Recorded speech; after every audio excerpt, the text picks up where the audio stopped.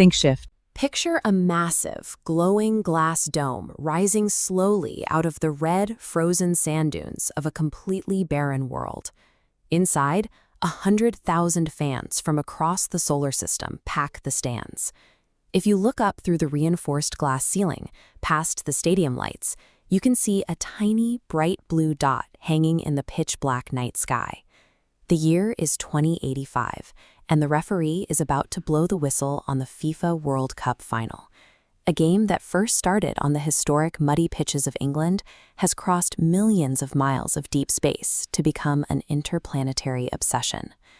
Zooming out from that pitch, the reality of this broadcast is incredibly harsh. The environment waiting just on the other side of that glass is actively lethal to human biology. Without heavy life support, players would freeze instantly. During the Martian winter, average surface temperatures plunge to a deadly 200 degrees below zero Fahrenheit. The air itself offers no relief. The atmospheric pressure sits at just 6,000ths of Earth's normal pressure, well below the Armstrong limit, where the liquids in a human body would literally begin to boil. This animation illustrates the most disruptive physical variable of all, gravity.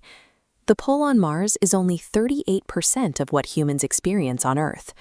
Reaching this kickoff meant tearing down the terrestrial infrastructure of the sport and rebuilding it from scratch to survive the physics of another world. The logistics of an away game here are staggering. Transporting the Earth-based national teams requires a grueling 7-month journey through deep space. FIFA cannot simply schedule the tournament whenever they want. Orbital mechanics dictate that Earth and Mars only align closely enough to permit a viable launch window once every 26 months. Early concepts of having athletes play outdoors in pressurized spacesuits were quickly abandoned. The suits severely restrict movement, and an aggressive slide tackle could tear the fabric, causing fatal depressurization on the pitch. The solution was to enclose the game entirely. Engineers built massive, fully pressurized biome domes, covering pitches created by firing lasers at the Martian dust to melt and bind the particles into a solid, durable playing surface.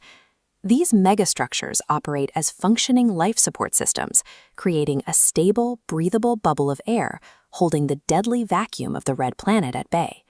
Stepping onto that pitch introduces a whole new field of biomechanics, Martian kinematics. That 0.38 gravity completely breaks a terrestrial player's lifelong muscle memory. Look at this trajectory model. A kick covering 50 yards on Earth becomes a missile traveling 150 yards on Mars. The vertical space opens up too. An athlete reaches 3 times higher, turning a corner kick into a high-altitude battle. But going airborne is incredibly dangerous. The extended hang time leaves a leaping player entirely stranded. With no friction from the ground, they cannot change speed or direction mid-air. This vulnerability birthed a completely new tactical meta. Attackers heavily utilize fake jumps to force defenders into the air, effectively removing them from the play as they float helplessly off the ground. The equipment adapted too. Artificial air and low gravity required re-engineering the football with specific interlocking panels and deeper seams to prevent erratic knuckling mid-flight.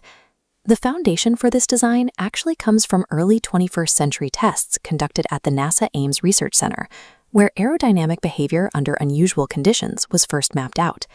Researchers used the International Space Station's microgravity environment to analyze how internal mass and embedded sensors of a soccer ball affect stability and rotation. By combining those early orbital insights with a low-gravity playing field, the traditional ground game evolved into a highly complex, 3-dimensional tactical dogfight.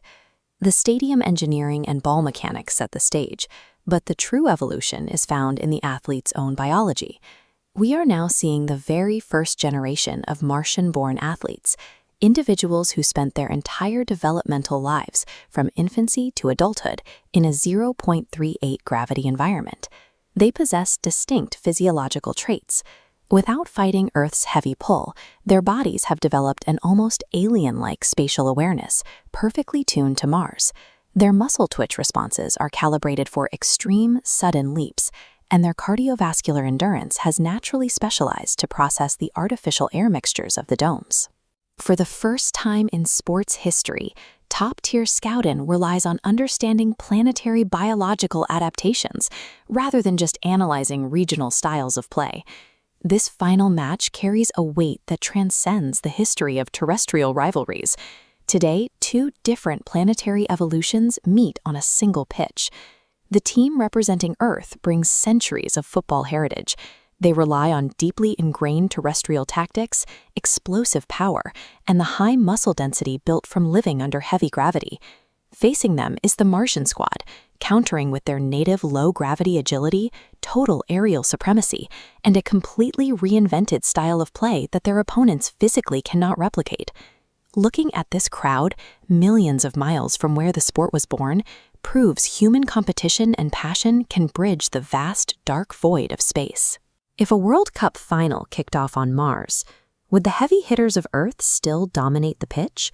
Or would the red planet field the greatest football team humanity has ever seen? Thank you for watching video. For more interesting videos, hit the subscribe button and hit the bell icon.